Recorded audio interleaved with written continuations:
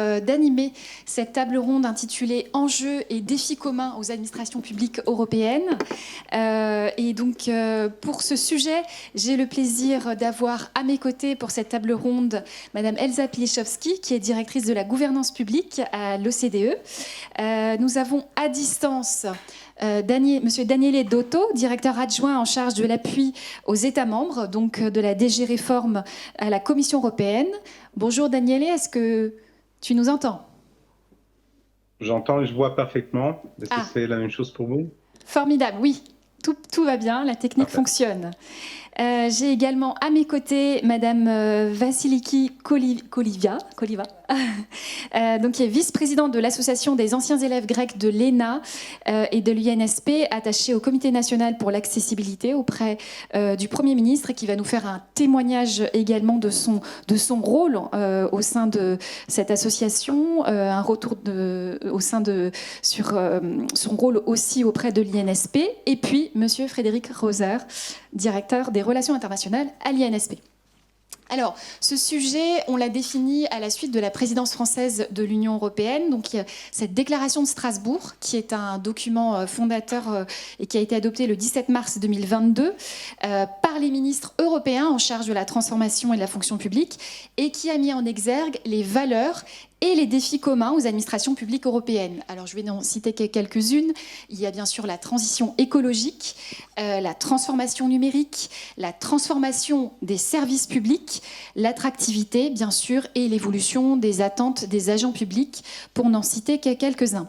Face à ces défis communs sur lesquels on va avoir des échanges dans un premier temps au cours de cette table ronde, donc on a cette question de quelles actions sont mises en œuvre pour renforcer le dialogue européen sur ces questions d'administration publique et le partage d'expertise.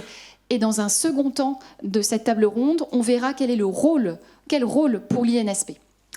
Alors, avant de laisser la parole à nos 4 panélistes, je voulais revenir un petit peu sur l'action de la DGAFP, puisque je suis moi-même sous-directrice de la synthèse statutaire des partenariats européens et internationaux en matière de fonction publique à la DGAFP.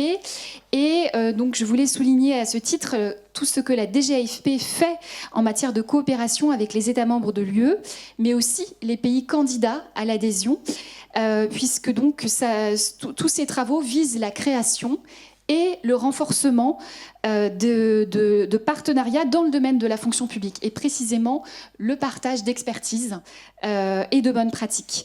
Alors, il ne s'agit pas, bien évidemment, de développer un modèle unique d'administration publique, puisque, comme vous le savez, chaque État a son propre modèle. Conformément au cadre fixé par les traités, chaque État est souverain dans l'organisation de son administration. Notre action, elle vise en fait à réfléchir ensemble à ces défis communs, comme nous l'avons fait l'an dernier dans le cadre de la présidence française de l'Union européenne, et à esquisser des réponses communes, et également, bien sûr, à renforcer la visibilité du modèle français de la fonction publique. Donc, ce dialogue entre pairs s'établit par différentes voies, et je vais en citer quelques-unes pour vous montrer un petit peu nos leviers d'action. Donc, on participe à des réseaux structurés, tels que le réseau européen des administrations publiques, connu sous le sigle de EPAN. On participe également au comité sectoriel du dialogue social pour les administrations d'État et fédérales, et que la France a l'honneur de présider cette année. On participe également au réseau des écoles du service public, le DISPA, dont fait partie l'INSP. Et on participe également au groupe d'experts administration publique et gouvernance de la DG Réforme, que Daniele Dotto vous présentera dans quelques instants. Et j'aimerais aussi ajouter à cette liste l'OCDE, bien sûr, et notamment le Public Governance Committee, qui nous fournit des éléments comparatifs très utiles entre États européens et autres administrations, et qui nous apporte son expertise dans le cadre de certains projets. J'aurai l'occasion d'y revenir avec Madame Piliszewski. Second axe d'action et levier pour la DGAFP. La DGAFP est engagée depuis de nombreuses années dans le renforcement de la mobilité européenne des fonctionnaires. C'est un sujet qui nous est cher, un des thèmes prioritaires de la présidence française du Conseil de l'Union européenne l'an dernier. Et je tiens à souligner l'action volontariste de la Commission européenne à ce sujet, puisqu'elle s'est emparée du sujet en déployant, dans le cadre de son instrument d'appui technique, l'initiative que l'on appelle PACE, en italien la paix, qui est dédiée à des échanges de fonctionnaires. Donc c'est des échanges de fonctionnaires sur des courtes durées, ça peut être une semaine, pour justement incarner tout l'apport que la mobilité peut apporter dans nos pratiques en tant qu'administration. Et donc c'est dans ce cadre que la DGAFP met en œuvre pour le compte de 12 autres États membres cet ambitieux projet qui permettra à plus de 100 fonctionnaires européens d'effectuer une mobilité de courte durée au sein d'une autre administration afin d'approfondir justement ces sujets d'intérêt commun que nous avons identifiés, par exemple notamment l'attractivité, la transition écologique ou encore la transformation numérique. Et la spécificité de notre projet est également d'intégrer une évaluation objective des compétences qui sont acquises à l'issue de la participation à ce programme de mobilité. C'est toute cette question de la valorisation des compétences à l'issue de la mobilité européenne. Enfin, nous entretenons aussi de riches coopérations bilatérales, et donc je citerai notamment nos coopérations privilégiées, bien sûr, avec l'Allemagne, l'Espagne, l'Italie, la Belgique ou encore la Grèce. Et nous accompagnons aussi plusieurs pays candidats, tels que la Serbie, le Kosovo, l'Ukraine, dans les réformes nécessaires en vue d'une future adhésion à l'Union européenne. Et tout cela, nous pouvons le faire aussi parce que nous bénéficions de financements européens pour accompagner nos réformes nationales. Et nous venons, par exemple, de clôturer un projet sur l'attractivité de la fonction publique dans les territoires français, qui a été financé par l'instrument d'appui technique, et encore merci à nouveau à la Commission européenne, Daniele, et mis en œuvre pour notre compte par l'OCDE. Merci aussi aux équipes de l'OCDE qui nous ont accompagnés pour produire quelque chose de très concret, une analyse dans 4 régions pilotes des grandes tendances affectant l'emploi public et la construction de recommandations opérationnelles sur ce sujet de l'attractivité de la fonction publique, avec la construction d'un tableau de bord utile pour construire justement des plans d'action très opérationnels. Donc vous l'aurez compris, les enjeux sont nombreux et le cadre de coopération est très riche. Et j'aimerais maintenant, à présent, ouvrir la discussion avec nos 4 invités sur ce que sont précisément aujourd'hui ces défis et enjeux communs. Et pour ouvrir cette discussion, je me tourne vers Madame Pilichowski. Donc, parmi les nombreuses études et réseaux que l'OCDE pilote, mais aussi par les études mises en œuvre pour le compte des administrations des États membres, comme le projet IAT que je mentionnais à l'instant, l'OCDE a pu développer une vision complète donc, des défis auxquels sont confrontées les administrations publiques européennes, au premier rang desquels la confiance dans l'administration publique. Et donc, quel diagnostic dressez-vous aujourd'hui sur ces défis et les réponses qui peuvent y être apportées? Quelle est votre vision de la contribution de l'OCDE sur ces sujets? Merci beaucoup pour l'invitation aujourd'hui. Bonjour à tous. Bonjour Daniele en ligne, avec qui nous collaborons de façon proche. Juste pour vous dire que la semaine dernière, nous avons publié notre dernier panorama des administrations publiques. Donc, il est tout chaud, il vient de sortir, qui est un petit peu tout ce que vous avez toujours voulu savoir sur les administrations publiques des 38 pays de l'OCDE, dont 22 à l'intérieur de l'Union européenne, évidemment. Et nous avons concentré... Donc, c'est un énorme pavé de plusieurs centaines de pages, mais nous avons concentré le chapitre 1 sur la résilience des démocraties, sur les enjeux des administrations publiques vis-à-vis de la résilience de nos démocraties. C'est quand même le grand sujet. Alors, c'est un énorme sujet, mais c'est quand même un sujet d'enjeu majeur aujourd'hui au niveau mondial, de s'assurer que nos administrations publiques confortent nos systèmes de gouvernance démocratique.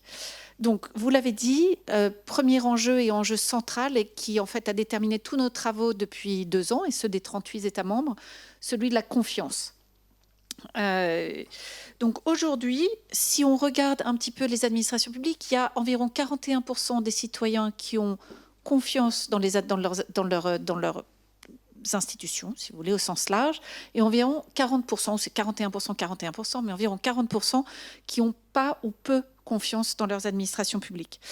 il faut bien voir que ce qu'on croyait être fondamental dans le passé est en train de bouger un petit peu en termes de confiance. C'est-à-dire que on se rend compte que les citoyens sont relativement satisfaits de leur service public dans les pays de l'OCDE. On a 68% d'entre eux qui sont satisfaits des services de santé. Je regarde mes notes là, parce qu'il ne faut pas que je me trompe dans les chiffres. 67% dans leur système éducatif, 63% dans les services administratifs au sens large. Ils ont confiance dans les administrations publiques sur la gestion de leurs données personnelles, très important dans le monde digital aujourd'hui. Ils ont confiance aussi sur l'accès à l'information sur les procédures administratives à 67%, c'est très élevé. Et ils ont confiance aussi dans le fait que leurs administrations seront prêtes pour une future crise après le Covid. Donc, en fait, ils ont confiance dans leurs administrations, dans le fait qu'elles délivrent et qu'elles délivrent correctement.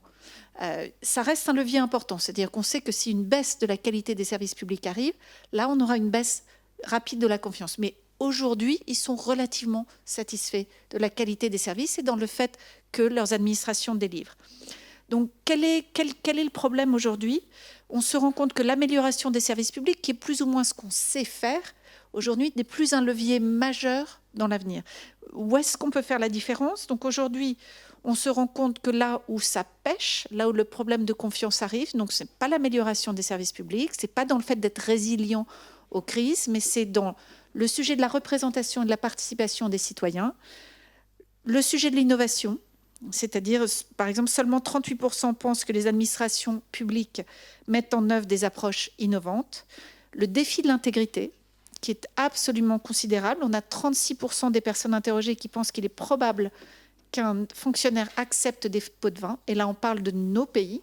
Et c'est à peu près équivalent dans l'ensemble des pays de l'OCDE. Le niveau de confiance dans l'intégrité des fonctionnaires est relativement faible, ce qui a été une grande surprise pour moi.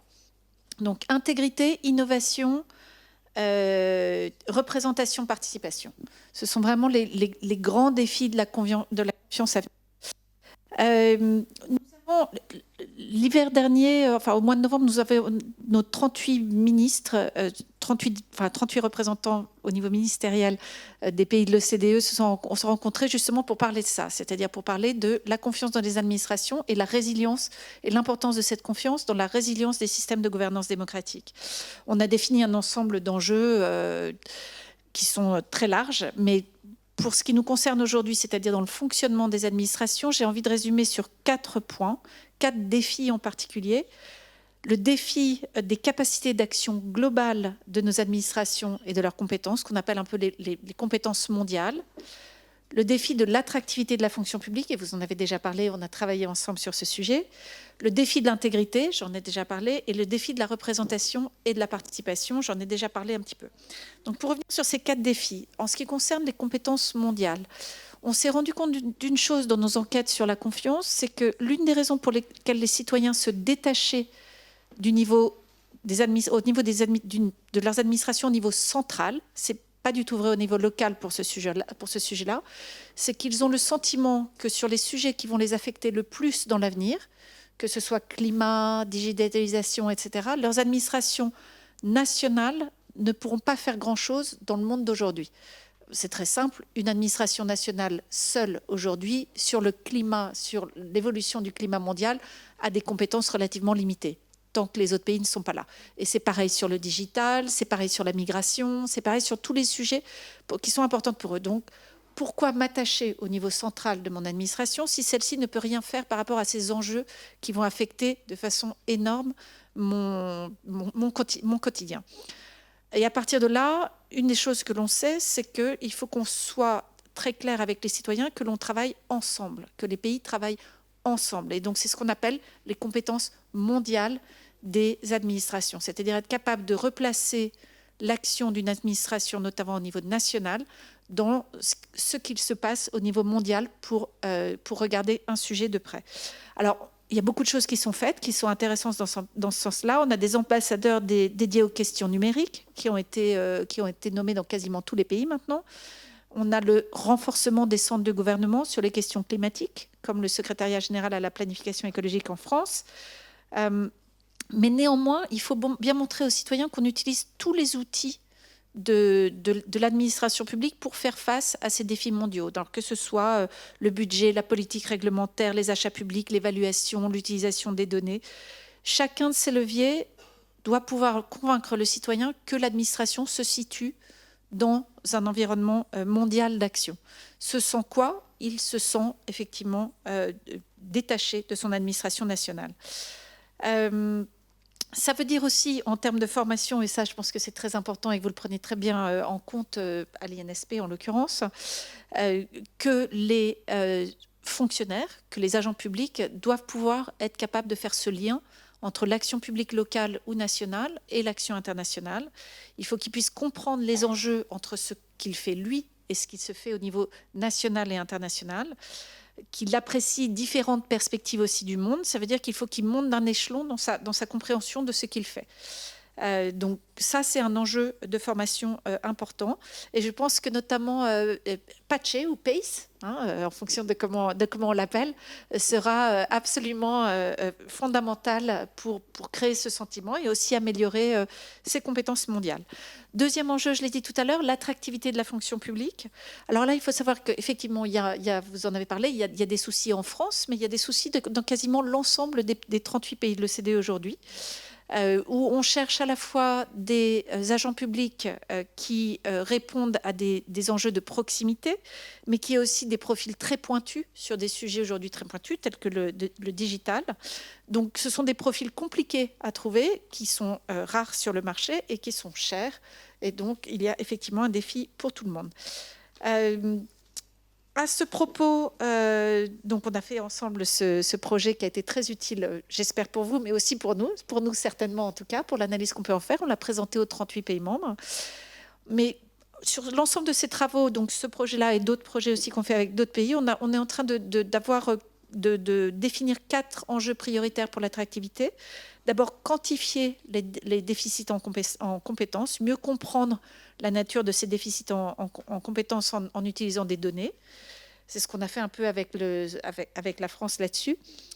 Comprendre et répondre aux attentes des candidats. On doit pouvoir offrir une carrière variée, passionnante, axée sur la mission. Il y a aussi des enjeux, c'est effectivement de travail à distance, etc. Et aussi, évidemment, des enjeux d'apprentissage continu et de développement continu, qui sont ce que cherchent les jeunes aujourd'hui. Troisième axe, communiquer efficacement et s'assurer que les systèmes de recrutement sont harmonisés entre eux à l'intérieur d'un pays. Et quatrièmement, très important pour les fonctions publiques, parce que ce n'est pas là où elles sont le plus solides, mettre l'accent sur la mise en œuvre et notamment sur les compétences RH des administrations et aussi impliquer les hauts fonctionnaires dans cette initiative. Troisième grande priorité, l'intégrité. Donc je vous ai dit, j'avais été très surprise et je pense qu'on a été tous surpris des résultats sur la perception que les citoyens ont de l'intégrité de leur fonction publique. Et plus on monte dans les échelons, plus on s'approche du niveau politique et plus les perceptions sont négatives. Je tiens à dire que je pense qu'il s'agit vraiment de perception. Je pense que dans la grande partie de nos pays, les sujets d'intégrité tels qu'ils sont vus par les citoyens ne reflètent pas forcément la réalité. Néanmoins, il faut prendre en compte ces perceptions, c'est extrêmement important. On note quand même qu'il y a un ensemble de progrès à faire dans nos pays et que ce qu'on attend de l'intégrité n'est plus ce qu'on attendait de l'intégrité. C'est-à-dire que les citoyens attendent maintenant une intégrité qui est beaucoup plus large que ce qu'elle n'était auparavant. On sait très bien, quand on parle soit de lutte contre la corruption ou d'intégrité, qu'il y a des choses qui sont noires, des choses qui sont blanches et des choses qui sont grises. Et c'est sur ce gris que les citoyens nous attendent. On sait ce qui est illégal, on sait ce qui est légal, et ce qui est une question d'intégrité un peu complexe, celle-là, on a plus de mal encore à la gérer. C'est là-dessus aujourd'hui que les citoyens nous attendent, et c'est là-dessus qu'on pêche beaucoup. Néanmoins, il y a aussi des choses qu'on peut faire aussi pour améliorer le sentiment d'intégrité de façon plus claire. On a aujourd'hui, sur 29 pays, on en a seulement 12 qui disposent aujourd'hui de registres publics des activités de lobbying. Et ça, c'est assez basique, normalement, donc ce n'est pas énorme. 17 sur 29 seulement ont mis en place une obligation de transparence sur les intérêts privés pour l'ensemble des institutions de l'État. Je parle de l'ensemble des institutions de l'État. Souvent, on l'a pour une partie, mais pas sur l'ensemble des institutions. Donc, il y a aussi beaucoup de choses à faire juste pour aligner avec les standards d'intégrité basiques. Quatrième point, donc la participation et la représentation. Donc là, il y a la capacité des administrations à représenter la population qu'elles servent. Donc évidemment, il y a des enjeux sur le genre, sur hommes-femmes, mais il y a aussi des enjeux sur la représentation de la jeunesse dans les administrations publiques. Et pareil, plus on monte dans les niveaux, plus, on le sait tous, les jeunes sont moins nombreux. Mais aujourd'hui se pose cette question qui est extrêmement importante. Ça, c'est pour la représentation. Et pour la participation, on sait qu'il va falloir qu'on forme nos fonctionnaires à impliquer les citoyens plus dans leurs décisions, dans les décisions qu'ils prennent quotidiennement. Et à savoir aussi pour les fonctionnaires, parce que ça c'est difficile, à comprendre que quand ils sont en position de prendre des décisions, ils ne représentent pas les citoyens. Ils ne sont, à ce moment-là, ils ne sont pas citoyens. Ils sont agents publics. Et c'est quelque chose, et c'est un changement de paradigme pour la fonction publique en général, de comprendre cet enjeu-là, que le fonctionnaire, tel qu'il est aujourd'hui, en tant qu'agent public, ne représente pas la population. Il a besoin d'impliquer les citoyens en tant que citoyens pour avoir une forme de citoyenneté appropriée dans ces décisions. Et ça, c'est un enjeu considérable. On ne sait pas bien le faire. Ce n'est pas comme s'il y avait un pays qui savait mieux le faire que d'autres. Tout le monde essaye un tas de choses là-dessus. Ça pose aussi la question de la démocratie représentative et de ses formes actuelles. Mais c'est en pleine ébullition et ce qui est sûr, c'est que c'est quelque chose qui va devoir se développer dans l'avenir. Pour finir et en guise de conclusion, j'espère que je n'ai pas été trop longue, sur ce qui concerne aujourd'hui les administrations, je reviens un petit peu sur ce que je disais au début, c'est aussi ce qui va permettre à la gouvernance démocratique d'être plus solide dans l'avenir à un moment où elle est remise en question, soit au niveau interne, soit par le pouvoir croissant des autocraties dans le monde. Donc, les fonctionnaires, les institutions publiques vont être au cœur de cette résilience démocratique dans l'avenir. Ce qui veut dire que tout ce que vous voyez tous les jours, que ce soit la polarisation croissante politique, la désinformation, ce qui veut dire aussi que vous voyez, et on le voit dans beaucoup de choses actuellement, dans l'ensemble des pays, une partie de la population qui se désolidarise de la gouvernance démocratique de nos pays de différentes façons en fonction des pays dans lesquels on se trouve. Ces choses-là concernent les fonctionnaires. Ces choses-là sont au cœur du fonctionnement des administrations publiques et des enjeux auxquels elles vont devoir faire face dans l'avenir. Une dernière petite chose, en ce qui concerne l'attractivité, nous allons développer une enquête standard auprès des fonctionnaires de l'administration centrale dans 10 États membres de l'Union européenne, avec la Commission européenne. Je regarde Daniele aussi sur ce sujet. Je pense que ça va être extrêmement important pour arriver à avoir des données beaucoup plus claires qui permettent aussi de rallier attractivité au sujet de la confiance. Les deux sont effectivement très liés. Quelle est la poule, quel est l'œuf, qui est premier? Tout ça n'est pas très clair, mais en tout cas, c'est très lié. Et j'espère qu'on aura plus de données à partager à terme. Voilà, merci beaucoup. Merci beaucoup, Madame Pilichowski, pour cet éclairage très intéressant. Et je me tourne maintenant vers Daniele Dotto pour avoir un petit peu le regard de la DG Réforme sur ces différents défis. On a parlé compétences mondiales, on a parlé attractivité, intégrité. Finalement, quelle est la place de la DG Réforme pour encourager cet échange entre les États membres, d'expertise entre administrations publiques, et quel sera l'apport, selon vous, du programme PACHE? Merci Nathalie, bonjour tout le monde.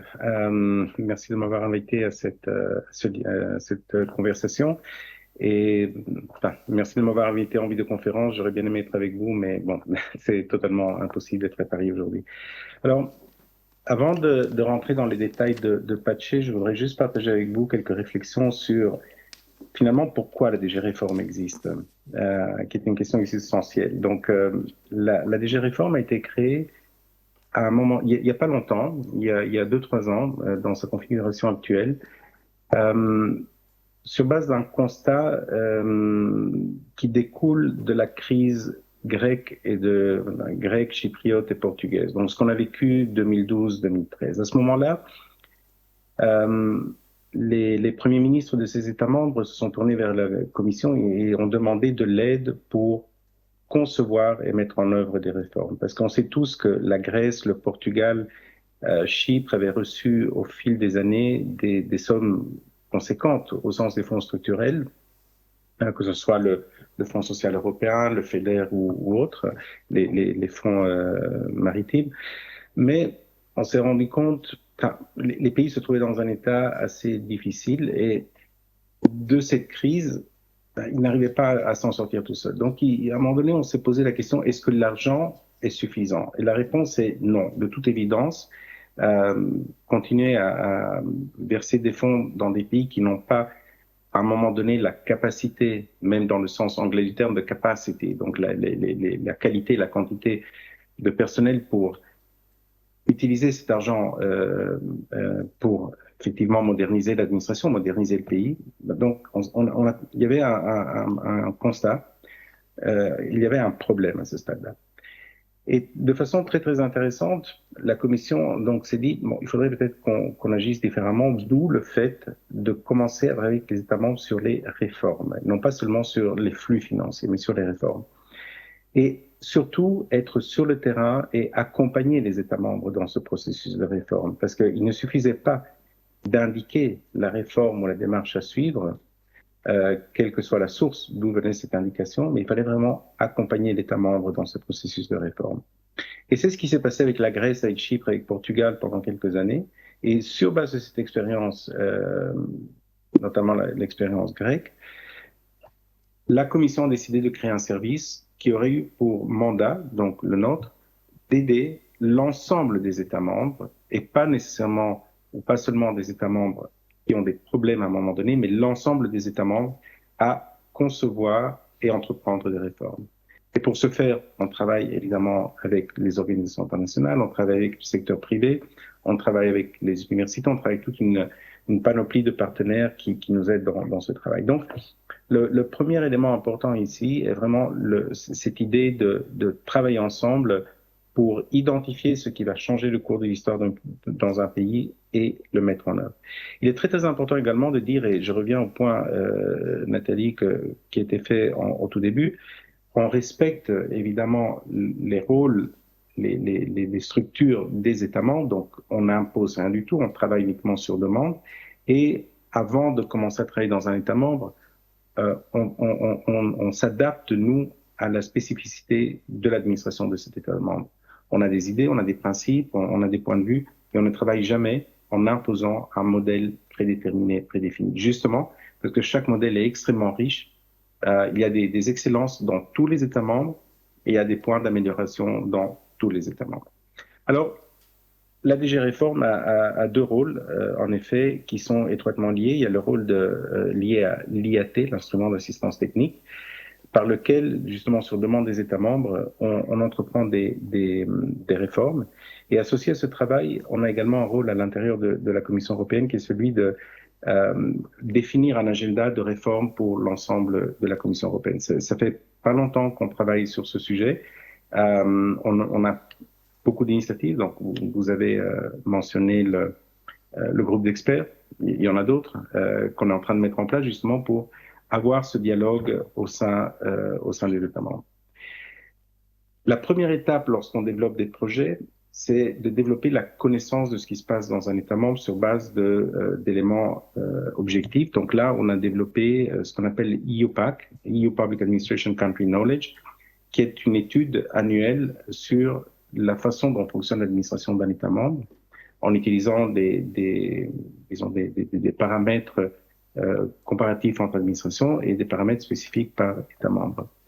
Nous avons développé à la demande des États membres des indicateurs de performance, ce qu'on appelle le Assessment Framework, qui nous permet de comprendre, d'avoir une analyse plus qualitative, en même temps qualitative et quantitative. Alors les projets, ce que nous faisons dans tous les projets, c'est une analyse de ce qui se passe dans un État membre. Ensuite, et j'en viens justement au point de la coopération entre les États membres. Après l'analyse du problème, l'analyse de ce qui se passe dans l'État membre, d'emblée, on effectue une analyse de ce qui se passe dans d'autres États membres sur un sujet similaire. Et avec l'OCDE, souvent, on va même en dehors de l'Union européenne et on voit ce qui se passe dans des pays tiers, justement sur ce même sujet. Donc, on commence là déjà à mettre ensemble les États membres et à identifier ce qui se passe ailleurs qui pourrait être utile pour un État membre. Évidemment, en adoptant le modèle, mais chaque success story qu'on trouve dans un autre État membre peut être une histoire positive à raconter dans un autre État membre avec les adaptations qui s'imposent. Et également, ce qu'on fait, c'est une fois que le projet est terminé, et ce fut le cas la semaine passée lorsque on était tous réunis en Italie, les autorités françaises ont présenté un projet qui a bien fonctionné en France aux autres États membres. Donc on présente les résultats du travail qui a été effectué et on explique ce qui ont été les points de force du projet et ce qu'on peut partager avec les autres. Donc on crée là un intérêt pour les autres. Et ce qu'on fait aussi dans nos projets, on a des projets multi-country. On essaie de faire travailler ensemble plusieurs États membres parce que, comme je disais tout à l'heure, il y a un enrichissement extraordinaire lorsqu'on est sur le terrain ensemble à aborder pour essayer de résoudre un problème de façon conjointe. Alors, il y a évidemment une expertise externe qui pousse un peu la réflexion, mais il y a un travail commun et conjoint autour d'un sujet bien identifié. Et ça peut être au niveau des États membres, mais ça peut être également au niveau des régions. Donc, on peut travailler aussi au niveau local et on a des projets multirégionaux. Je voudrais également, avant de dire quelques mots sur Pace, partager avec vous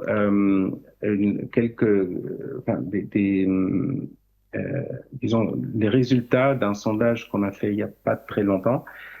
Justement, on a demandé aux citoyens de l'Union européenne quels sont les domaines dans lesquels il y a la plus grande nécessité de réforme. Et l'administration en tant que telle n'est pas nécessairement en France, en tout cas, la priorité numéro 1. Elle vient après la santé publique, l'enseignement, la transition écologique. Donc tout ce qui touche à la personne vient avant le fonctionnement de l'administration. Mais quand on demande aux citoyens comment l'Union européenne peut-elle aider à mener des réformes, le premier point, 54% des Français nous ont dit, contre une moyenne européenne de 42%, en partageant les bonnes pratiques des administrations d'autres États membres. À 35% en France contre 34% de moyenne européenne, en partageant les connaissances et l'expertise nécessaires à la conception et à la mise en œuvre des réformes. Donc, on voit là qu'il y a une demande de la part des citoyens d'améliorer l'administration, mais une indication très claire sur la façon dont ils voient cette amélioration possible dans le cadre du projet européen. Et donc, j'en viens en 2 minutes sur Pace ou PACE, ça dépend. PACE ou Pace, en effet, comme cela a été dit, découle d'une idée très claire qui a été formalisée sous présidence française, donc dans le cadre de la déclaration de Strasbourg qui a été mentionnée.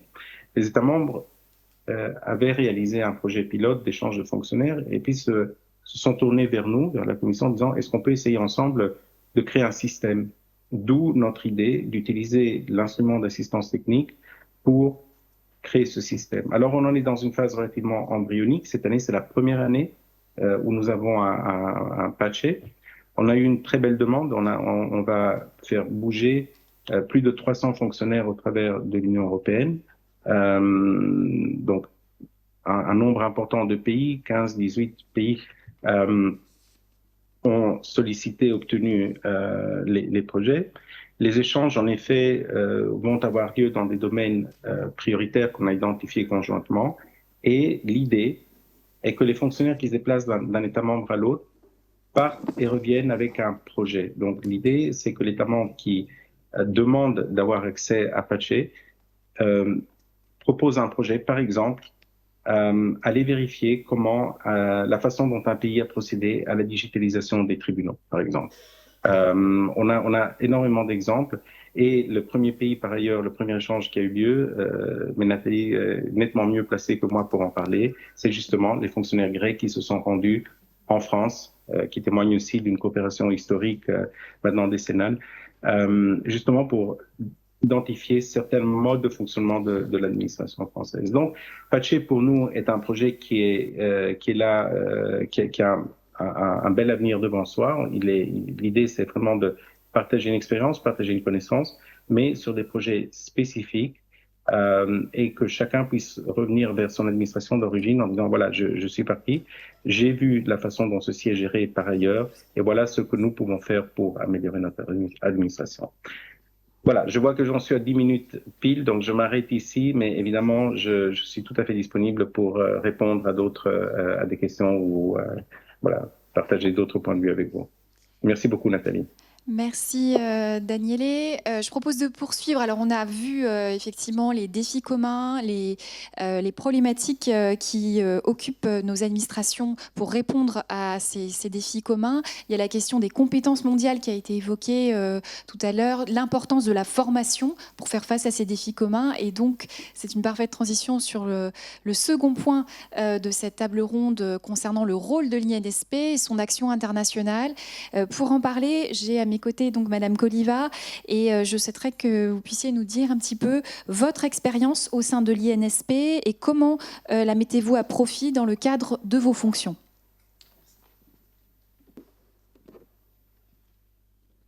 Merci de l'invitation. Enfin, c'était l'ENA à l'époque, ça fait longtemps. Et pour moi, vraiment, c'était une expérience incontournable. Et je commence par mon expérience marquante qui était les stages. Je suis un enfant de la ville, Athènes. J'avais jamais visité une mairie, une préfecture. Et donc là, je suis à Cahors, dans le Lot, une ville charmante, histoire, art, et à côté de Toulouse aussi. Donc, le préfet me confie des dossiers et des missions très spécifiques et très concrets. Alors, c'était la vie sociale, donc formation, emploi, tout ça. Et économique, activité économique, et un domaine que j'ignorais complètement, agricole, le vin, bien sûr. Et alors, mais avec des questions, le préfet était, j'aimerais voir ça, ça, ça. Alors, j'ai eu l'occasion de voir des élus, des gens du privé, et des gens quand même, des associations, des syndicats. Et à côté, c'était Toulouse aussi, des responsables de la préfecture de la région. Alors, j'ai commencé à voir comment ça fonctionne, l'articulation centrale locale. À l'époque, je ne connaissais pas les termes multiniveau gouvernance. Et comment se traduit la politique, la décision politique au local, comment les citoyens comprennent l'État. Et ça m'a donné, enfin, maintenant on parle ça, une connaissance et une compétence de réfléchir.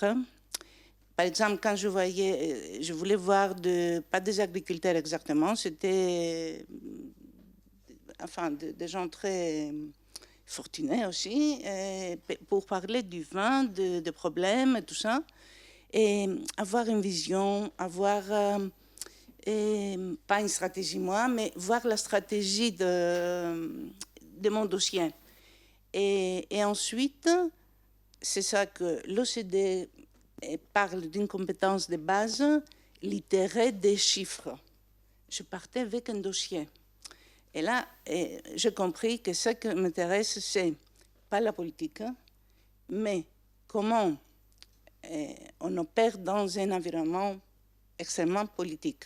Je pense partout, comme pas uniquement en Grèce.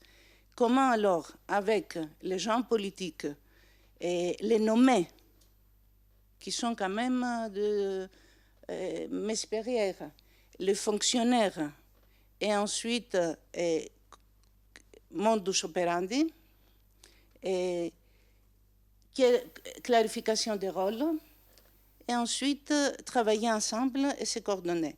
Alors, c'était dans le petit Cahors que j'ai commencé à m'intéresser à un job comme ça. En revenant en Grèce, c'était Bruxelles, et le fonds structurel, la cohésion. Ce n'était pas encore la relance et pas le DG réforme. Donc, je m'insère et j'intègre des services spéciaux pour le management et la gestion de fonds structurels. Et au début, c'était le numérique. Et je ne suis pas informaticien. Ma formation initiale, c'est archéologue, mais ça ne m'a pas empêché de comprendre, de devenir quand même adaptable. Et je pense que l'ENA m'a énormément aidé à ça. Et je parle de mon stage, mais c'était aussi côté séminaire, atelier, tout ça, qui m'ont donné aussi un corpus de connaissances et qui m'ont fait comprendre, c'est bien, il faut connaître les procédures. Moi, je pense que la fonction publique a une vision intérêt général. Ce n'est pas le privé, mais c'est bien les procédures, très bien les cadres légaux, certainement, mais c'est bien avoir un goût innover, une autonomie et, disons, un goût d'innover, de quand même être un peu autonome pour servir, pas faire de bêtises, enfin, disons, oui, parce qu'on a des risques, prendre des risques aussi. Ça, c'était l'ENA, et c'était aussi les entretiens que j'avais avec les autres camarades français et étrangers. Et je vais quand même mentionner ça, et c'était l'époque de réunification de l'Allemagne, et on est allé pour voir comment ça se passe à l'époque. Pour moi, c'est inoubliable, ça. Je pense que j'ai des compétences par ça, par cette visite aussi, parce que je m'inscris dans l'histoire quand même. Donc, et ensuite, si je peux dire, je ne veux pas... M. Dotto a dit vraiment un appui énorme de DigiReform, et qui ensuite, la Grèce, depuis une dizaine d'années, coopère avec Expertise France, avec l'Institut actuellement, et avec OCDE, DISPA, et aussi bilatérale, enfin relation bilatérale, mais sous l'égide de la Commission, avec les Balkans. Et on était en Monténégro, voilà. Donc, je pense qu'actuellement, un autre défi pour l'Institut, c'est que ce que vous avez dit, comment on a l'international, le national et le local. Disons, changement climatique. Comment une politique, une stratégie qui vient de l'ONU, de je ne sais pas quoi, se traduit en stratégie politique nationale.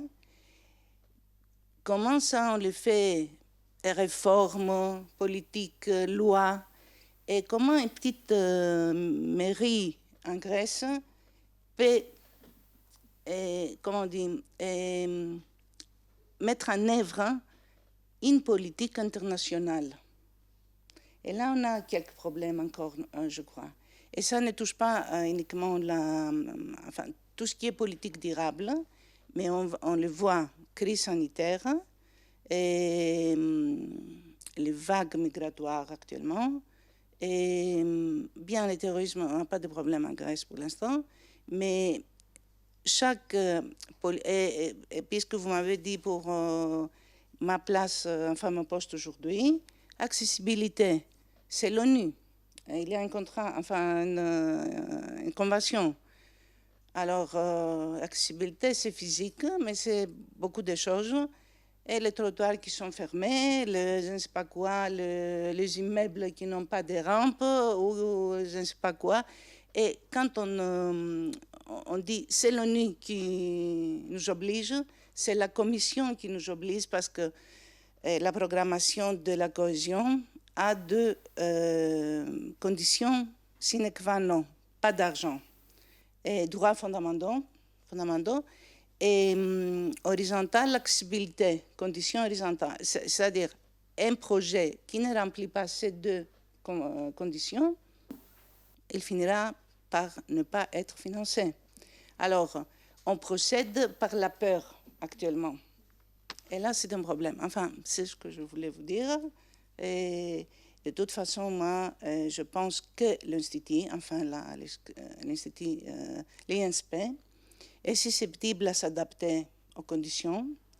Et à l'heure où on parle des startups dans la fonction publique, GovTech, robotique, hubs, labs, il faut que l'Institut a un rôle d'un grand lab, d'un grand hub, je ne sais pas comment le dire, parce que vraiment, vous avez une bonne fonction publique. Je crois que l'OCDE a dit que c'est la première fonction publique, je ne sais pas, enfin... Oui, à une époque, oui, moi je l'ai lu ça, parce que je suis très de près l'OCDE. Et ce qu'on fait avec vous, on a deux mémorandums, enfin deux MOU. Notre ministère de la fonction publique a un MOU avec votre ministère, surtout évaluation des agents, recrutement, mobilité, enfin tout. Attractivité. Et notre école avec vous. Donc, tout ce qui est fonction publique en Grèce passe par la France. Voilà. Merci beaucoup pour ce témoignage très riche et personnel sur l'apport de la scolarité, l'apport de l'INSP, à la fois dans votre formation et dans vos réflexions sur les réformes, les grandes réformes de politique publique. Maintenant, je me tourne vers Monsieur Rauser pour parler un petit peu des perspectives pour renforcer le positionnement international de l'INSP, mais également sur comment vous envisagez de capitaliser finalement sur ce réseau d'anciens élèves de l'ENA auparavant, de l'INSP maintenant, et les alumni. Oui, merci. Alors, une petite incise avant, si vous me le permettez. Le succès de cette journée ne se dément pas, puisque je viens d'avoir les chiffres. On est suivi, vous le savez, c'est rediffusé par Acteurs Publics. Il y a plus de 1800 personnes qui suivent cette journée. Donc, je veux remercier, bien sûr, Acteurs Publics. Voilà, et souligner le succès de cette journée, donc, et remercier. Je ferai les remerciements après. Moi, je vais finalement être assez court, parce que ce matin, notre directrice a abordé un peu toute notre action internationale et en mettant le point de vue focal sur l'Europe. Alors d'abord, depuis la naissance de l'INSP, la stratégie internationale de la direction des relations internationales au sein de l'INSP s'est focalisée sur l'Europe. Il y a plusieurs signes. Le premier signe a été que le 7 mars 2022, nous avons organisé lors de la présidence française de l'Union européenne, ici même, une réunion avec les anciens élèves européens, en présence d'Amélie de Montchalin, à ce moment-là ministre de la Transformation et du Service public. Il y a eu un échange sur la transition, le changement, etc. Donc voilà, et puis notre directrice l'a dit ce matin, une importance renouvelée sur certains trous dans la raquette sur les recrutements, une baisse du nombre des élèves candidats en Europe en général, Union européenne et au-delà. On parlait des pays candidats ou potentiels candidats à l'entrée dans l'Union européenne. Une baisse qui s'explique par plusieurs choses, parfois financières. L'Europe n'est pas dans le spectre des aides au développement du ministère de l'Europe et des Affaires étrangères. Donc nous avons mis, la directrice l'a évoqué ce matin en place, nous sommes en train de mettre en place des bourses pour aider certains candidats. Une baisse de la langue française aussi, c'est un sujet que vous connaissez tous, de la francophonie en général. Et puis donc nous avons décidé globalement d'être nous aussi plus offensifs et d'élargir le spectre de nos viviers de recrutement en allant peut-être vers les universités, etc. et nous déplaçant. Donc moi je me suis déplacé quand même assez fréquemment en Europe et cette année on va de nouveau renouer avec des candidates de certains pays qu'on n'avait plus depuis quelques années. Voilà, donc ça c'est un sujet, l'Europe au centre. Et puis je voudrais plutôt vous parler de vous en fait, et de l'accent qui est mis maintenant depuis un an, depuis la recréation de la direction des relations internationales, puisque nous étions avant mission des partenariats et des projets internationaux. Là, je crois que pour une fois, c'est la première fois en un an et demi où je ne me suis pas mélangé les pinceaux, parce que c'était assez difficile de retrouver le bon sens, partenariat d'abord, etc. Donc maintenant, c'est plus simple, nous sommes une direction des relations internationales. C'est un signe fort, il me semble, de retour d'importance de l'international et bien sûr de l'Europe. Comme l'a dit notre directrice ce matin, Nous sommes fondamentalement européens, installés à Strasbourg, à Paris, avec toute une déclinaison d'accords avec des écoles nationales d'administration. On l'a cité ce matin, hein, je ne vais pas y revenir.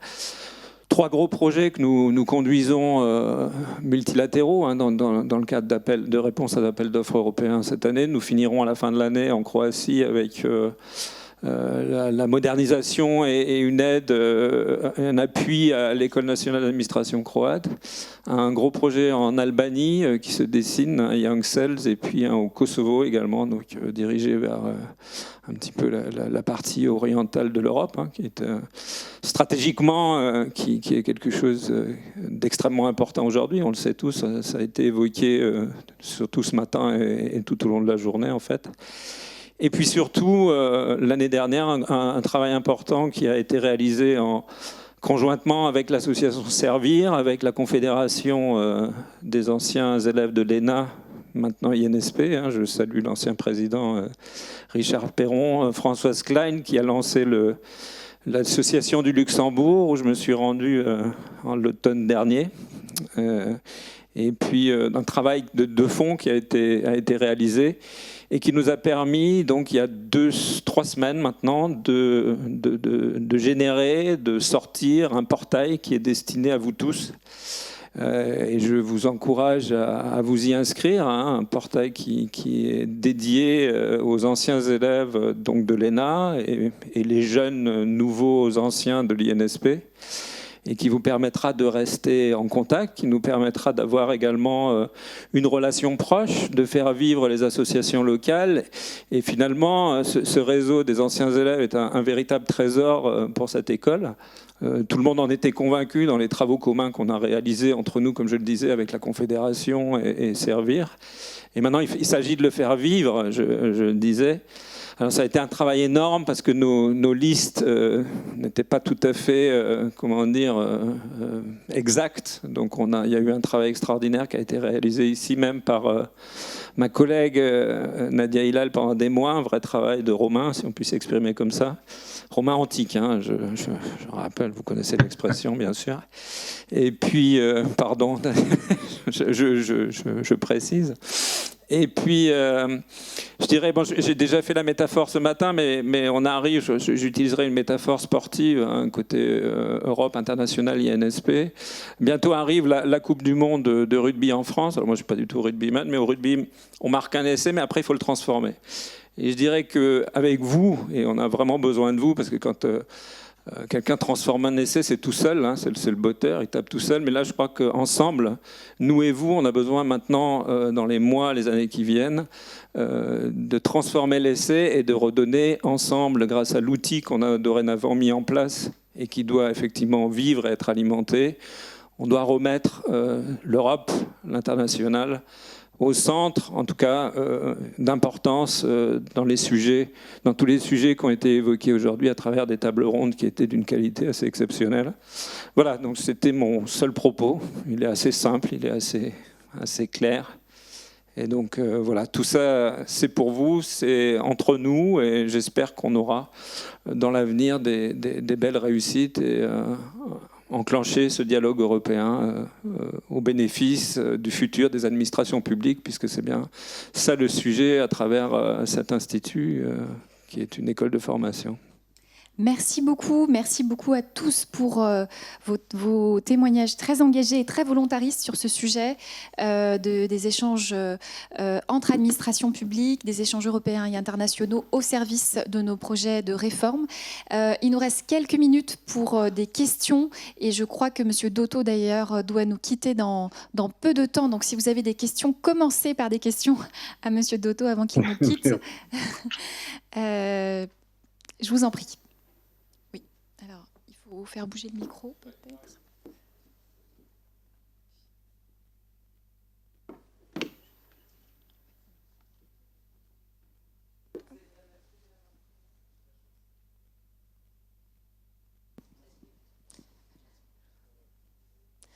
Petit bouton.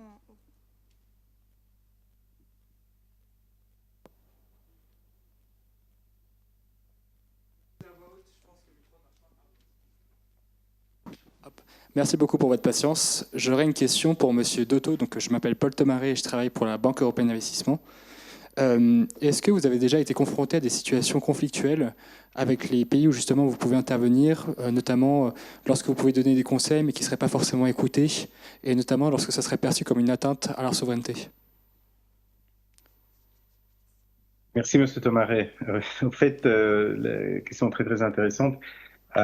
Donc, le point de départ de notre intervention est une demande d'un État membre. Donc, déjà, à la base, il est difficile qu'on ait une situation conflictuelle puisqu'on intervient uniquement lorsque l'État membre nous demande d'intervenir. Donc, voilà, ça évacue beaucoup de tensions possibles. Deuxièmement, lorsqu'il y a une demande, on définit ce que je pourrais appeler le cahier des charges. Dans le jargon avec l'OCDE, on appelle ça une Detailed Project Description. Quand on travaille avec le secteur privé, c'est un cahier des charges. Et on le définit toujours avec l'État membre. Quand on travaille avec une organisation internationale telle que l'OCDE, le Conseil de l'Europe ou autre, on le définit à 3. Donc, dans la définition du projet d'assistance technique, il n'y a aucune tension. Si à un moment donné, on se rend compte, que ce soit au tout début d'intervention ou lorsqu'on définit le cadre de l'intervention, qu'on est en désaccord, on décide éventuellement d'adapter la demande initiale. Mais c'est très, très, très, très, très rare qu'on en arrive là, puisqu'il y a tout un travail de préparation en amont. Ce qui peut arriver, c'est que dans la mise en œuvre du projet, on ait des divergences de vues. Oui, ça arrive, il n'y a pas de problème par rapport à ça. On les gère toujours, mais il n'y a pas eu de cas où, disons, en fin de parcours, on est arrivé à une situation où l'opérateur privé ou conjointement avec nous, notre organisation internationale, on propose quelque chose qui est complètement rejeté. Ça, on n'a pas eu le cas. Ce qui se passe également, c'est que notre mandat se termine au moment où on remet notre rapport, où on termine le projet, et c'est la pleine, seule et unique responsabilité de l'État membre de mettre en œuvre ce qui a été produit. On n'est pas là pour juger. Après, évidemment, on serait très déçus si après avoir dépensé des centaines de milliers d'euros, avoir mobilisé des équipes de quelquefois plusieurs dizaines de personnes, rien ne se passe. Mais ça n'arrive pas. Ça n'arrive pas. Donc on peut accepter que dans un contexte, à un moment donné, une partie du travail qui a été effectué ne se matérialise pas. Ça peut arriver. Mais pas sur base d'un conflit, d'une tension ou d'un désaccord profond. Donc on a vraiment des résultats excellents en matière de mise en œuvre en raison justement de l'approche volontariste de l'État membre. Merci beaucoup, Daniele. Est-ce qu'il y a une autre question? Alors, allez-y. Je vous en prie, monsieur.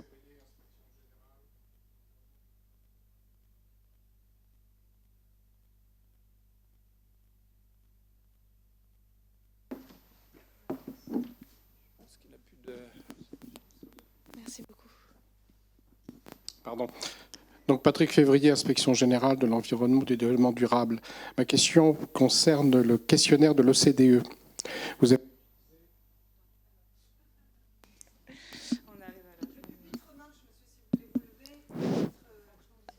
Non, mais le micro marche. Est un peu capricieux. Oui, vous utilisez le terme d'intégrité. Alors, je voulais savoir si dans le questionnaire qui a été présenté, donc l'intégrité, effectivement, concernait l'intégrité financière, ou est-ce qu'elle pouvait concerner aussi d'autres types de comportements, d'arbitraire, de discrimination, liés, par exemple, à la politisation, au clientélisme, sans qu'il y ait forcément de circulation d'argent. Est-ce que le terme était plus large que l'intégrité financière, que la corruption? Alors, merci. Alors, il y a plusieurs choses qu'on regarde. Il y a effectivement à l'intérieur du questionnaire sur la confiance, ce qu'on regarde en termes d'intégrité. Alors, ce sont des questions pilote qui vise à créer des indicateurs, des indices, donc elle ne recouvre pas toutes les problématiques d'intégrité. Mais on a par exemple, est-ce que les fonctionnaires traiteraient de la même façon des personnes très favorisées ou très défavorisées? Et aujourd'hui, on a 4 personnes sur 10 seulement dans les pays de l'OCDE qui pensent qu'un fonctionnaire traiterait des personnes très favorisées ou très défavorisées de la même façon. Donc ça reste limité aussi. Donc ça, on peut le mettre dans la définition de l'intégrité. Maintenant, la façon dont on regarde, quand on regarde les critères d'intégrité, quand on essaie d'évaluer quelles sont les mesures mises en œuvre dans les pays de l'OCDE sur l'intégrité, c'est autant des conflits d'intérêts qui ont des répercussions financières forcément, que ce sont aussi des problématiques financières directes. Donc on a de toute façon une vision élargie de ce sujet-là.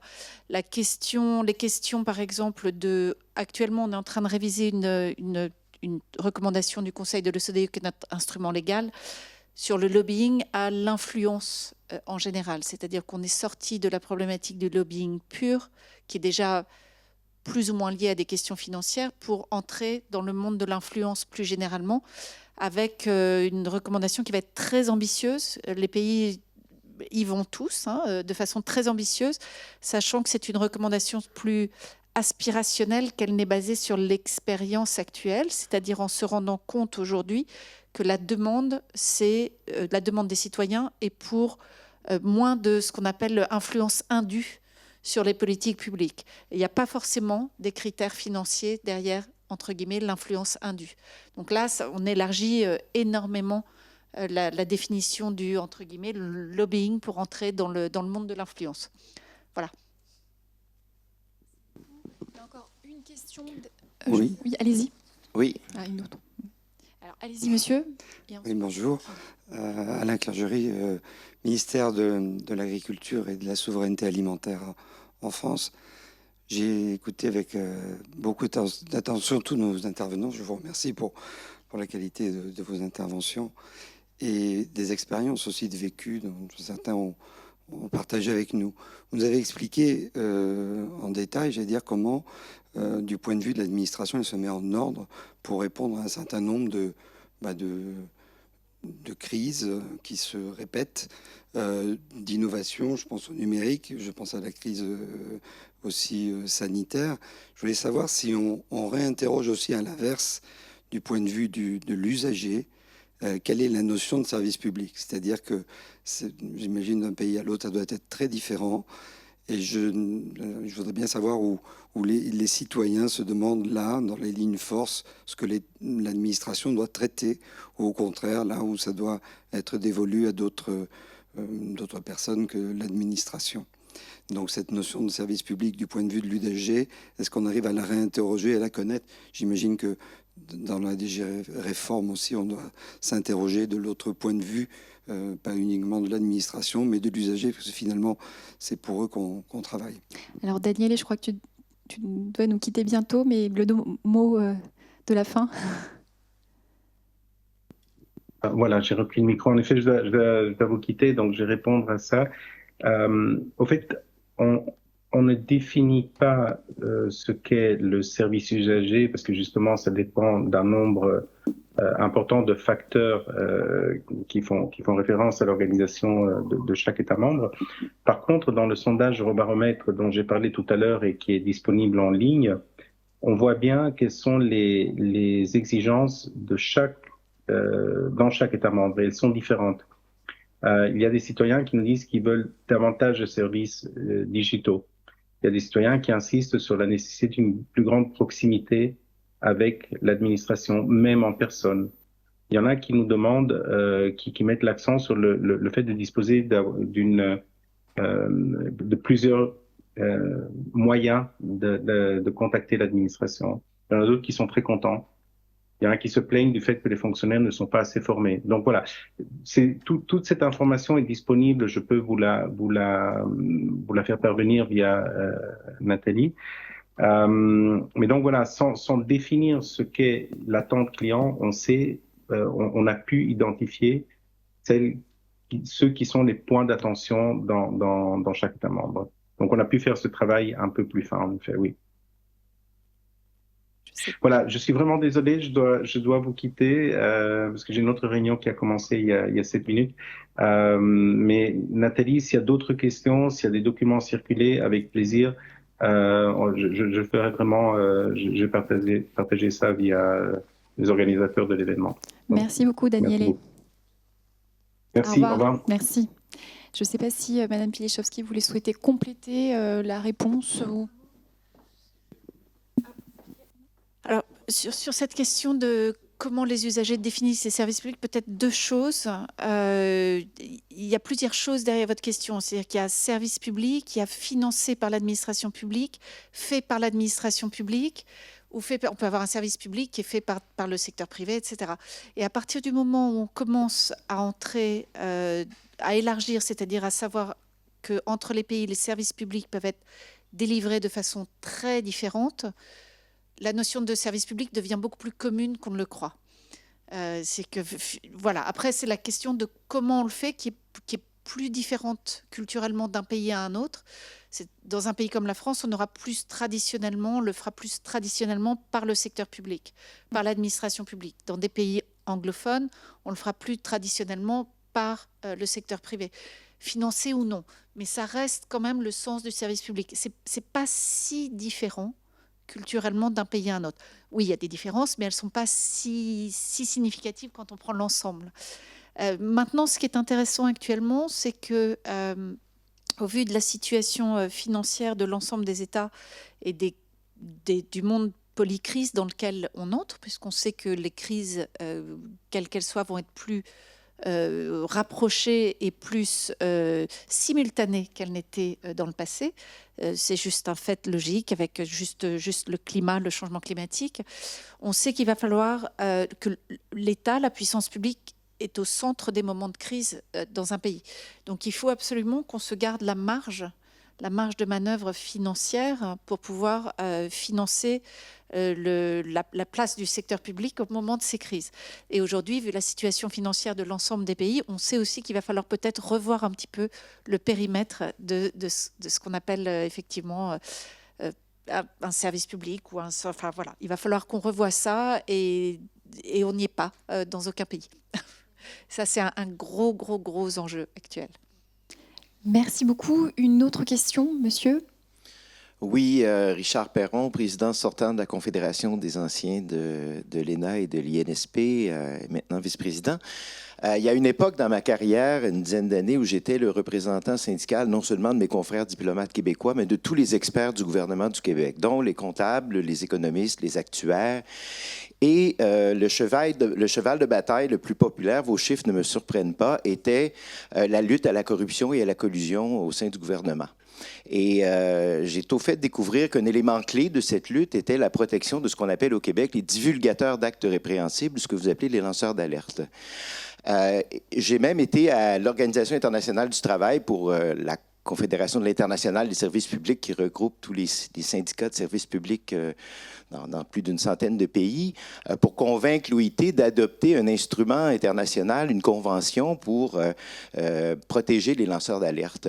Et à cette époque, l'OCDE s'intéressait beaucoup. On avait même été à l'OCDE pour témoigner de notre expertise, l'expérience québécoise, où on a adopté une loi en 2016, une des lois les plus avant-gardistes au monde, nous a-t-on dit, et qui fonctionne parce qu'on a réussi à sauver un agronome qui dénonçait la surutilisation des pesticides qui étaient cachés par les producteurs privés au Québec. Ça a été une grande cause médiatique.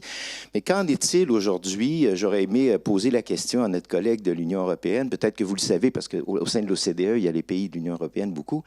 Et qu'en est-il de cette lutte fondamentale? Parce que sans protection de lanceurs d'alerte ou de divulgateurs d'actes répréhensibles et toutes les représailles qui les attendent et qui découragent tous les autres de vouloir parler, c'est un combat sur lequel on a toujours un pas de retard sur les corrupteurs. Merci beaucoup. Vous voulez répondre Oui, alors je n'ai pas les chiffres avec moi, mais en revanche, effectivement, on a aussi, dans notre recommandation du Conseil sur les sujets d'intégrité, on a effectivement la protection des lanceurs d'alerte. Je vous invite, puisque je n'ai pas les chiffres avec moi, à regarder les indicateurs d'intégrité publique de l'OCDE qui viennent d'être publiés, qui sont un énorme et qui sont en plus en beau graphique, dans lequel vous aurez les chiffres sur l'ensemble des pays de l'OCDE. Et au niveau de la France, je peux vous dire qu'à la DGAFP, on travaille à la transposition de la directive sur la protection justement des lanceurs d'alerte et donc au renforcement effectivement de cette protection. Donc c'est en cours et d'ici la fin de l'année, il y a une nouvelle circulaire qui va sortir sur ce sujet.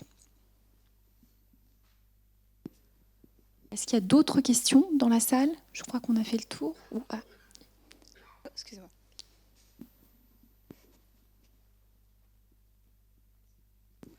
Yasmine Baroukzaï, directrice adjointe en charge du groupement hospitalier territoire du Cher. Je vous remercie, monsieur, d'avoir posé la question des usagers. Tout à l'heure, on a parlé beaucoup de numérique. J'aurais voulu poser la question de la santé numérique. Je crois qu'un prochain titre de table ronde pourrait être les enjeux européens de la santé numérique. S'agissant des usagers dans la fonction publique hospitalière, mon troisième fonction publique, peut-être la plus jeune mais la moins gâtée, en tout cas financièrement, je crois que cette question des usagers, elle est fondamentale. On sort d'une crise quand même assez conséquente. Et la question des usagers dans les territoires comme ceux du Cher ou de l'Indre ou de la Creuse ou de tant d'autres qu'on aime, pour revenir à votre témoignage, madame, que j'ai beaucoup apprécié. Je crois qu'il faut vraiment, comme le disait un intervenant ce matin, à la fois penser le micro, le macro, essayer de faire en sorte que le cerveau droit et le cerveau gauche se touchent. Je crois qu'on en a besoin vraiment aussi dans nos territoires. Bon, pour avoir eu la chance de travailler à la DRI il y a quelques années et aux affaires étrangères et un peu ailleurs dans le monde, je pense qu'on en a besoin, et c'est aussi le rôle, à mon sens, de l'ENA, mais même de l'INSP, bien sûr, et surtout de la direction des relations internationales. Parce que comme vous le disiez, madame, je pense qu'on a besoin aussi dans nos territoires d'avoir des gens qui viennent un peu d'ailleurs, qui sont aussi sortis du périphérique parisien, ce que j'ai fait il y a quelques années, par choix et par volonté justement de faire un peu autre chose. Et je pense qu'on a besoin, on le fait beaucoup à Sciences Po avec les anciens de Sciences Po, mais je pense que c'est important aussi que les anciens de l'INSP et les anciens de la DRI ou autres le fassent. Parce que nos usagers nous attendent. Et je peux vous dire que dans la fonction publique hospitalière, maintenant, on nous attend vraiment au tournant. Et on a des nouvelles générations d'usagers. On a aussi désormais des usagers qui se coordonnent au niveau d'un territoire, au niveau d'une région. Donc on se doit, à mon sens, pour servir le service public, de pouvoir leur répondre dignement. Parce qu'en ce moment, en tout cas dans la fonction publique hospitalière, on est sur cette thématique de la dignité, quoi. Merci. Merci beaucoup pour ce retour également. Est-ce que... Ah oui, Alice. Peut-être juste un mot pour rebondir sur le terme usager. Parce qu'il est actuellement avec... c'est un peu ce que je disais tout à l'heure sur représentation et participation. On est gêné au niveau international par le terme usager. On travaille actuellement avec beaucoup de pays, mais aussi avec la France, à une recommandation du Conseil sur l'amélioration des services publics centrée sur, le débat est ouvert, l'usager ou le citoyen. Et aujourd'hui, c'est un peu la question. C'est pas la même chose. C'est pas la même personne. Enfin, c'est la même personne physique, mais ce n'est pas la même personne vis-à-vis de l'administration. Et cette question de la représentation et de la participation est tellement centrale actuellement dans les questions de la confiance que se pose la question de si on demande l'avis de l'usager ou du citoyen. Et on n'aura pas la même réponse sur la qualité de service. On voit que sur la qualité du service, en fonction qu'on demande au citoyen ou à l'usager, on n'a pas forcément la même réponse. Et c'est une vraie question, elle n'est pas seulement philosophique, elle est très très concrète.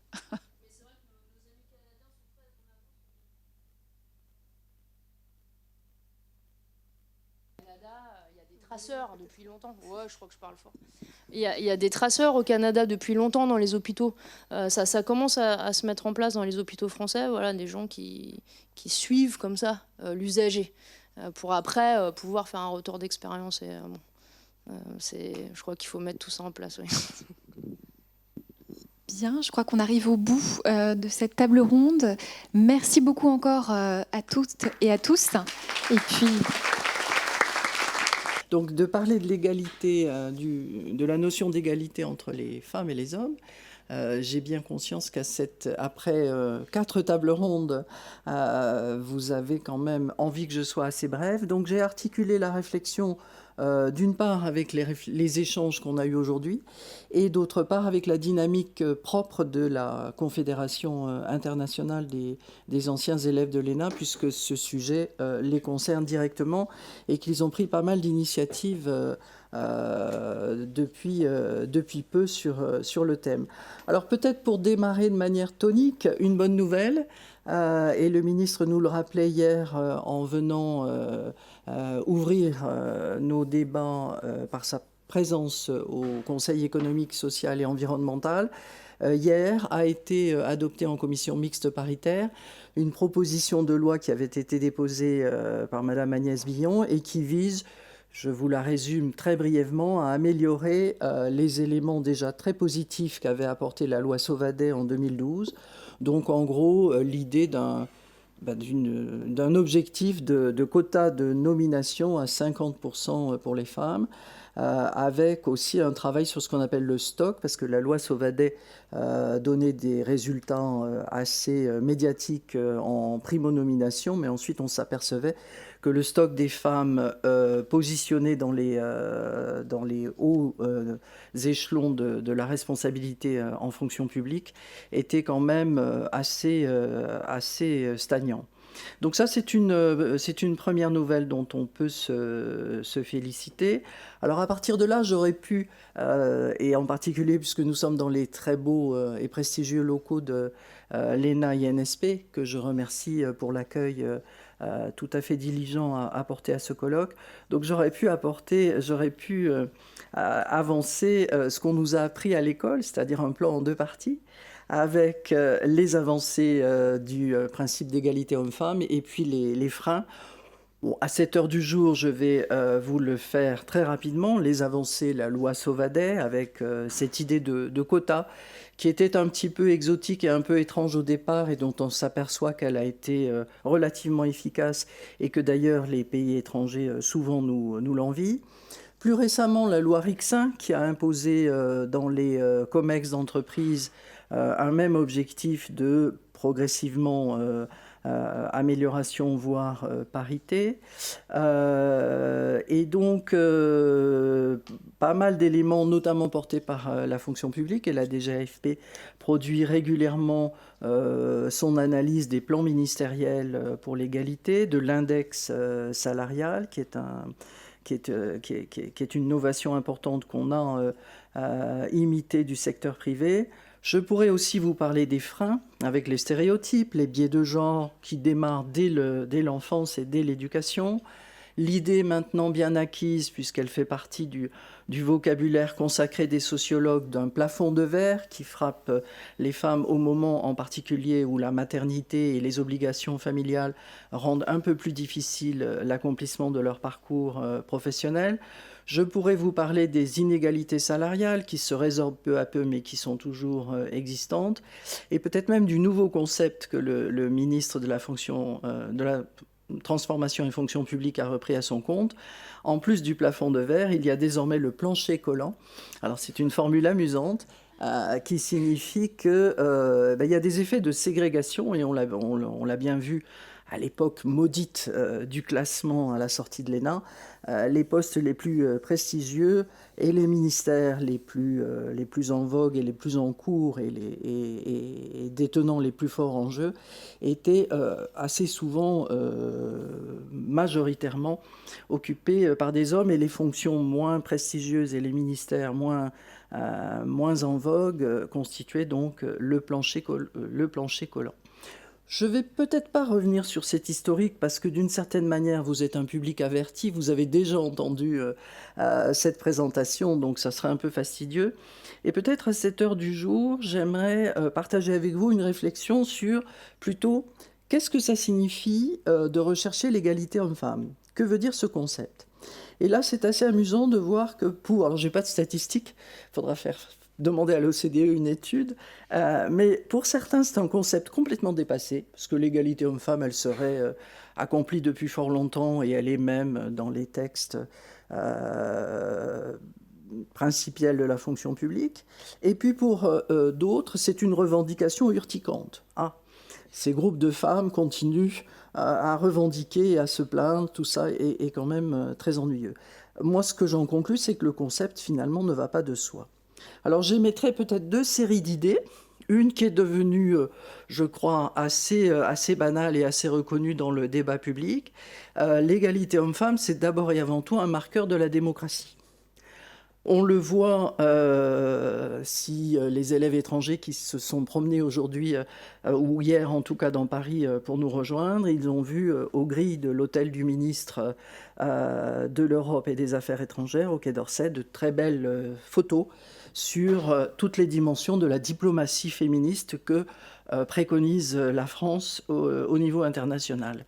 Et c'est vrai que dans le débat public international, vous avez vu que la mobilisation sur l'IVG, les questions de scolarité des Afghanes, confirment le slogan iranien selon lequel la condition de la femme et la préservation de la liberté sont en réalité absolument consubstantielles.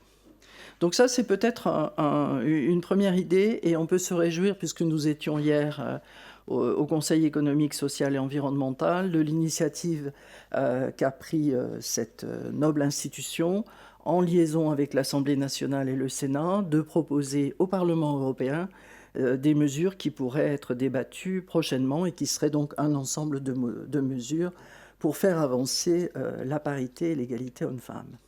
Donc, marqueur de la démocratie, c'est aussi... Alors là, l'idée, mais personnelle, est peut-être un peu plus aventureuse, mais je pense que mes amis et collègues de la DGHP vont me soutenir. C'est un indice précurseur très utile.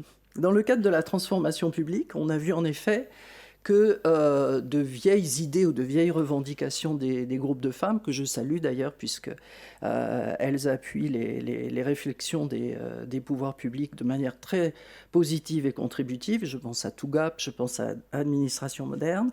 On fait valoir que, au fond, les femmes étaient souvent des alertes avancées sur des questions sociales qu'à un moment donné, tout le monde finissait par partager. Je pense en particulier au rapport au travail, où l'aspiration à la conciliation entre la vie professionnelle et la vie personnelle finit peu à peu par être partagée, et on voit les nouvelles générations, hommes et femmes confondus, se battre, ou en tout cas apprécier les mesures prises pour le congé parental ou pour le congé paternité. Donc on peut considérer que sur ces questions, les femmes constituent un élément d'alerte et de préconisation.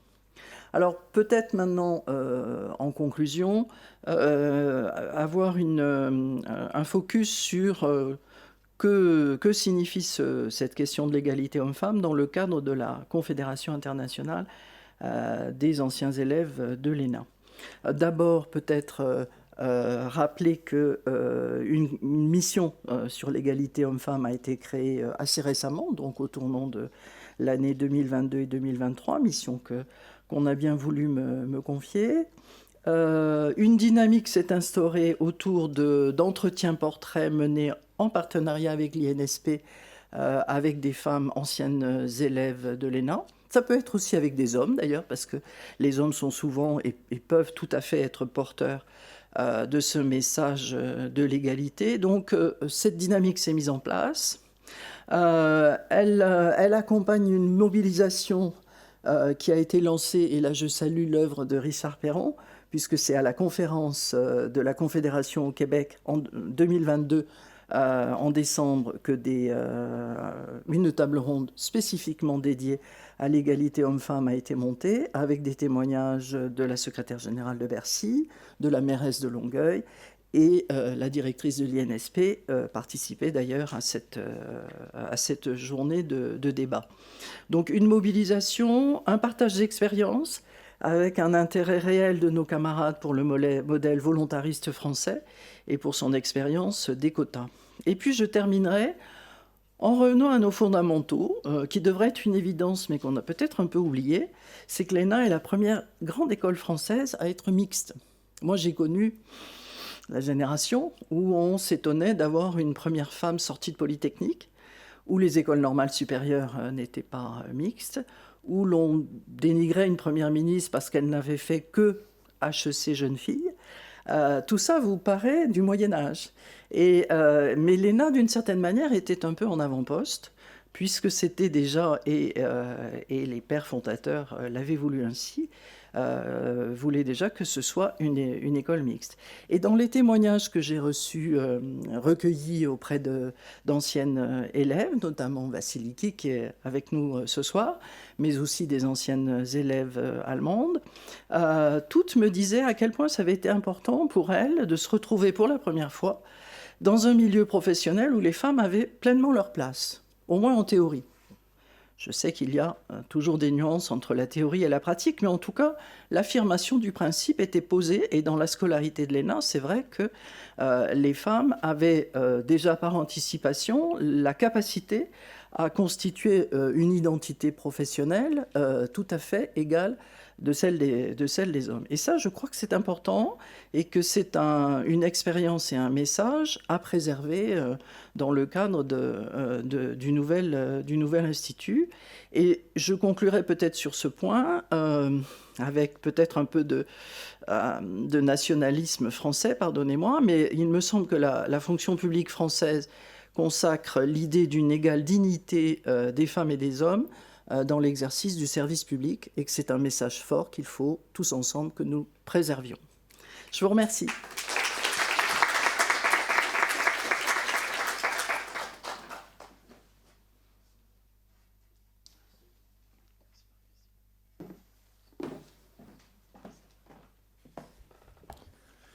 Donc, bonjour à toutes et tous. Donc, pour Isabelle Sora, présidente de l'association Servir, Luc Pierron, vice-président en charge des affaires internationales. Déjà, je voulais en profiter pour remercier Marie-Christine pour sa mobilisation sur le sujet de l'égalité homme-femme qui est femme-homme, qui est si précieux et sur lequel, à mon avis, notre mobilisation doit absolument être collective.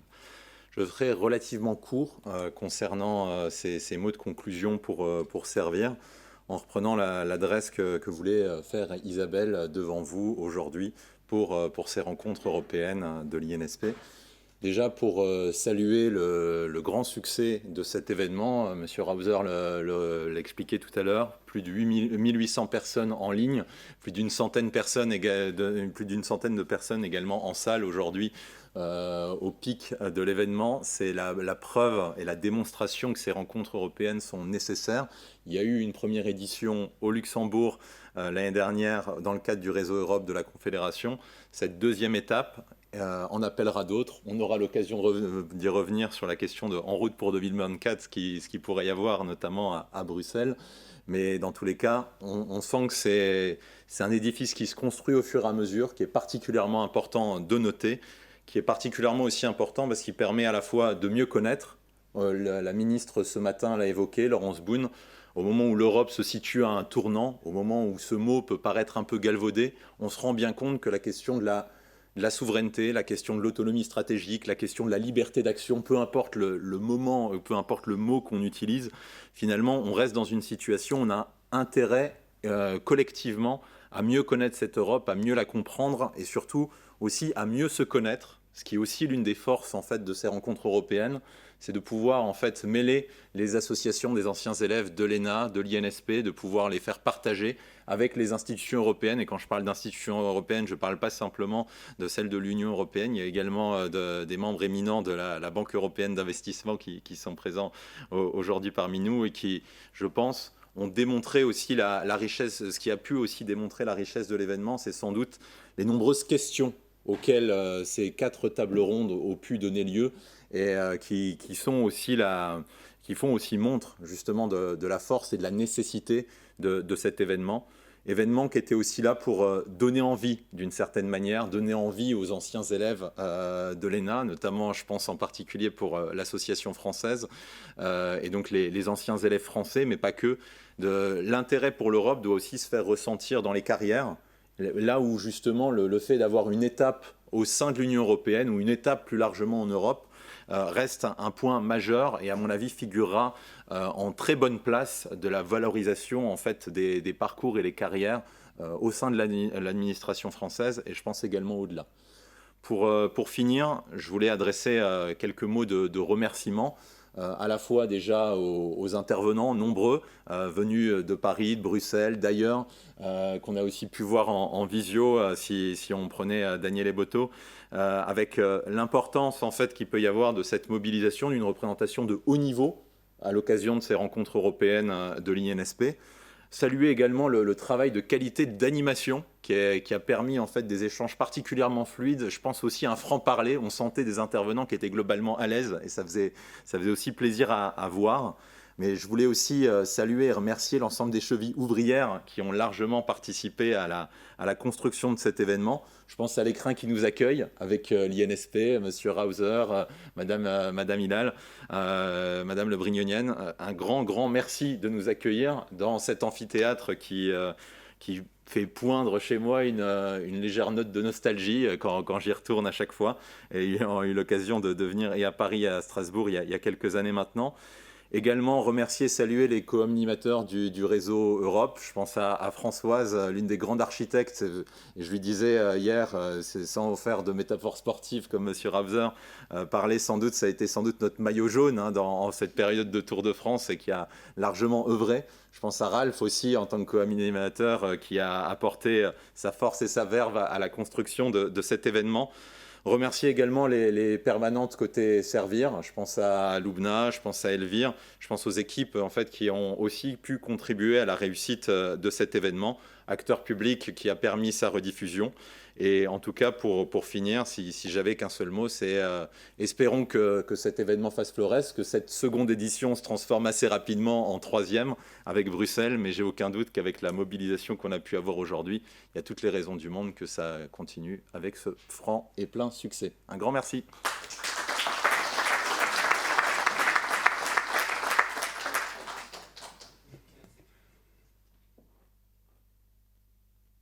Merci à tous et Luc Pierron ayant fait tous les remerciements que j'aurais pu faire, ce sont des remerciements très personnels pour ce qui me concerne et une félicitation en particulier nos amis du réseau Europe, Françoise Klein et Ralph Snider, qui ont eu l'intuition il y a quelque temps que c'était une bonne idée de faire mieux se connaître les associations nationales en Europe. Et donc voilà, les rencontres aujourd'hui, les échanges en sont la preuve. À Bruxelles, qui sommes-nous au fond, ce petit cercle européen? Pourquoi Bruxelles? Parce que, certes, Bruxelles, ça n'est pas l'Europe, ça n'est pas l'Union européenne, ça n'est même pas le siège du Parlement européen, c'est même pas complètement le siège du Conseil, puisqu'on se transporte à Luxembourg un certain nombre de mois par an. Mais de fait, c'est devenu le mot-clé qui veut dire Union européenne. Donc on déteste Bruxelles, Bruxelles nous dit que, et donc on a essayé avec tous les anciens qui sont présents de construire autour de ce mot et de ce lieu. Donc par différence avec les associations nationales qui sont, elles sont nationales justement, bien nous sommes droit du sol, nous sommes tous les anciens qui passent pour une durée brève ou courte ou très longue à Bruxelles, eh bien nous sommes ravis de les accueillir dans nos événements et ravis de construire avec eux ce réseau d'anciens dont nous parlions, réseau d'anciens qui peut servir au-delà du fait de se connaître, et ça c'est très important, du fait de permettre des échanges professionnels, et c'est très important, mais qui peut servir également à identifier des sujets d'intérêt pour l'INSP en particulier, c'est-à-dire une pratique de ce que c'est que de travailler dans les institutions européennes. Il y en a aussi à Luxembourg, bien évidemment, et à Strasbourg, mais voilà, on a la grosse masse, et on a aussi la grosse masse d'anciens, puisqu'on a fait le compte l'autre jour dans une réunion que nous avons pu faire à l'ambassade de France, et je remercie à la fois l'INSP et Servir de nous avoir aidés à reconstituer nos listes. On est en gros à peu près 150, et c'est bien, et surtout des non-français, ce qui est très très bien, parce que ça nous permet vraiment de partager des expériences et d'exporter et d'importer certaines idées pour la fonction publique française, pour la fonction publique européenne. Donc ça, c'est très, très utile. Donc ce cercle qui s'est rebaptisé, en fait, à 30 ans aujourd'hui, puisqu'il avait été créé par Jean-Paul Magasson en 1993. Et donc, voilà, 30 ans, c'est un bon moment pour se pour se refonder. C'est ce que nous essayons de faire, et avec l'idée surtout de pouvoir contribuer à maintenir le capital d'excellence et d'attractivité de l'ENA à travers l'INSP. Et nous ferons avec les ambassades qui nous soutiennent, l'ambassade bilatérale, mais aussi la représentation permanente de la France auprès de l'Union européenne et aussi la représentation permanente de la France à l'OTAN. Ces 3 structures nous ont dit allez-y, on vous soutient et on fera ce qu'il faut pour mieux faire connaître l'INSP, et notamment à travers les stagiaires que nous accueillons régulièrement. Comment faire mieux qu'aujourd'hui? Je ne pense pas. On ne va pas y arriver. Mais on va essayer de faire aussi bien, grâce à tous ceux qui travaillent sur ce projet, en particulier donc, nos camarades du bureau, en particulier Robert Madeleine qui est ici, qui a suivi depuis le début l'organisation de ces journées européennes ici à Paris.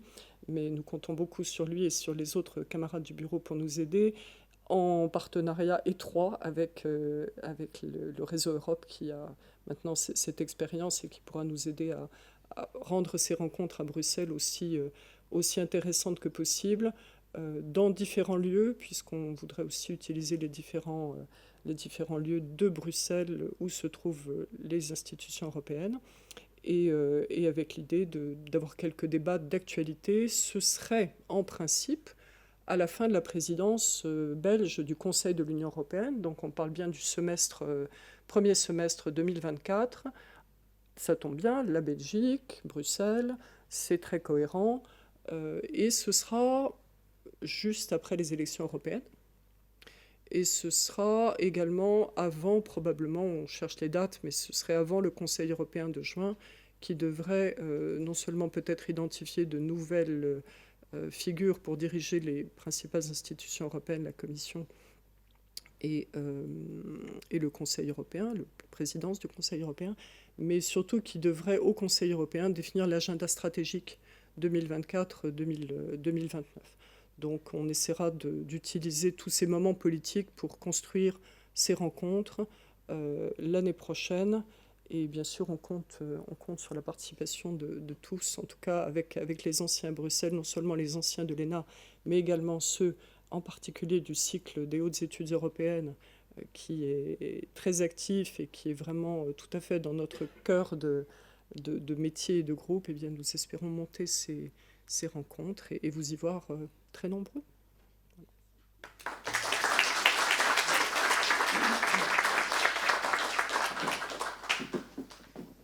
Très bien, merci beaucoup. Je vais clore la journée, donc officiellement.